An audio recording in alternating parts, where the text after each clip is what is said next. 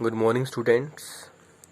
This is Economics, class 9th, chapter 2, People as a Resource. This is our 4th class on this chapter. Let us continue. Unemployment. Sakal's mother, Sheila, looked after the domestic chores, children, and helped her husband Bhuta in the field. Sakal's brother Jitu and sister Situ spend their time playing and roaming. Can you call Sheila or Jitu or Situ unemployed? शकल की माँ शीला एक गृहिणी है जो घर का काम करती है, बच्चों की देखभाल करती है, अपने हस्बैंड बूटा सिंह की खेत में सहायता करती है। और शकल के भाई बहन जो हैं वो इधर उधर खेलते रहते हैं, घूमते रहते हैं। क्या हम शकल की माँ और भाई बहन को बेरोजगार कह सकते हैं? अगर नहीं तो क्यों? Unemployment is said to exist when people who are willing to work at the going wages cannot find jobs. Sheila is not interested in working outside her home. Jitu and Shitu are too small to be counted in the workforce population. Neither Jitu, Shitu or Sheila can be counted as unemployed. The workforce population includes people from 15 years to 59 years. Shakal's brother and sister do not fall within this age group, so they cannot be called unemployed. Shakal's mother Sheila works for the family. She is not willing to work outside her domestic domain for payment. She too cannot be called unemployed. Shakal's grandparents, although not mentioned in the story, cannot be called unemployed. यहाँ हमें पहले समझना है कि बेरोजगारी किसे कहते हैं। जब लोग काम करने के लिए तैयार हैं और जो मेहनताना उनको मिल सकता है वो लेने के लिए भी तैयार हैं, फिर भी उनको काम नहीं मिलता, उसको अनएम्प्लॉयमेंट कहते हैं। शीला जो घर के बाहर काम करना ही नहीं चाहती, इसलिए हम उसको अनएम्प्लॉयड नहीं कह सकते। हालांकि उसकी उम्र 15 से 59 साल के बीच है। 15 से 59 साल का जो पीरियड है उसको, उस पॉपुलेशन को देश का वर्कफोर्स कहा जाता है। इसके अलावा शकल के भाई बहन जीतू, सीतू वो बहुत छोटे हैं, उनको भी वर्कफोर्स में काउंट नहीं कर सकते।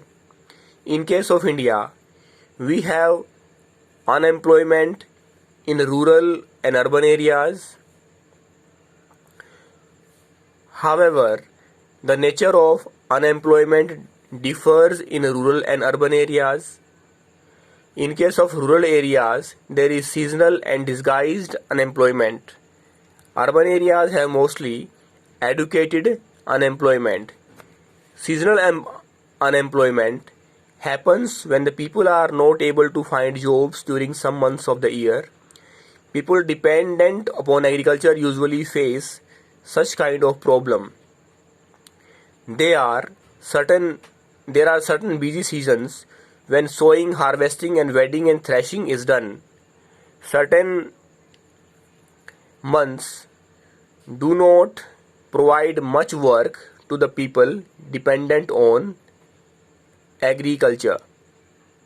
अगर हम हमारे देश की बात करें तो हम पाते हैं कि भारत में ग्रामीण बेरोजगारी है, शहरी बेरोजगारी है, और जो ग्रामीण बेरोजगारी है वो दो तरह की है, सीजनल और डिस्गाइज्ड। तो जो सीजनल बेरोजगारी है उसका अर्थ है कि साल के कुछ महीनों में लोगों को काम नहीं मिल पाता, क्योंकि जो बुआई है, हार्वेस्टिंग है, कटाई है और थ्रेशिंग का जो काम है वो साल के कुछ महीनों में ही हो पाता है और बाकी महीनों में लोग बेरोजगार ग्रामीण इलाकों में रहते हैं, विशेषकर वो लोग जो कृषि पर डिपेंडेंट हैं। इसके अलावा हम बात करते हैं छिपी हुई बेरोजगारी। इन case of disguise unemployment, people appear to be employed. They have agricultural plot where they find work. This usually happens among family members engaged in agricultural activity. The work requires the service of the 5 people but engages 8 people. 3 people are extra. These 3 people also work in the same plot as the others. The contribution made by the 3 extra people does not add to the contribution made by the 5 people. If 3 people are removed, the productivity of the field will not decline.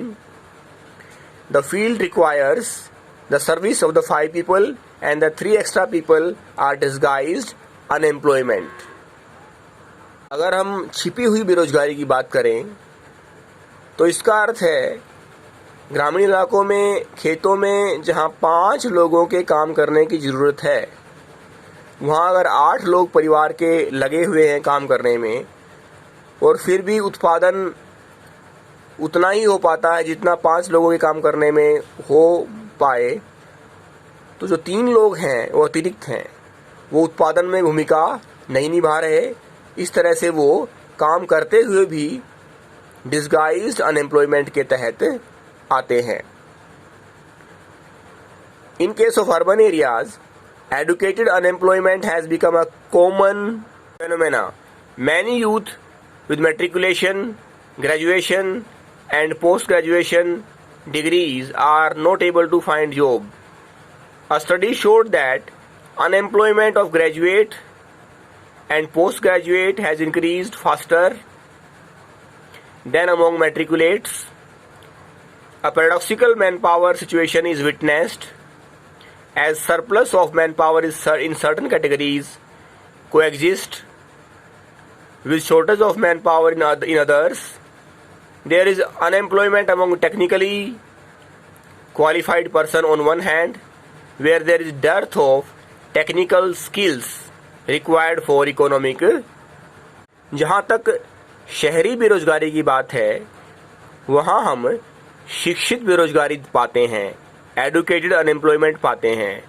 वहाँ पर हम देखते हैं कि 10वीं पास, स्नातक और स्नातकोत्तर प्राप्त उपाधि प्राप्त जो व्यक्ति हैं वो बेरोजगार हैं।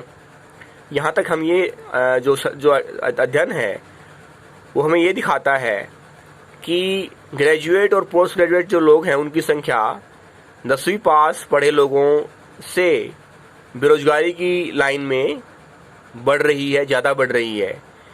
यहाँ एक वस्तु और है, वो ये है कि हम विडंबना की स्थिति देखते हैं, जहाँ एक और तो जो मैन पावर है वो हमारे पास अतिरिक्त है, सरप्लस है,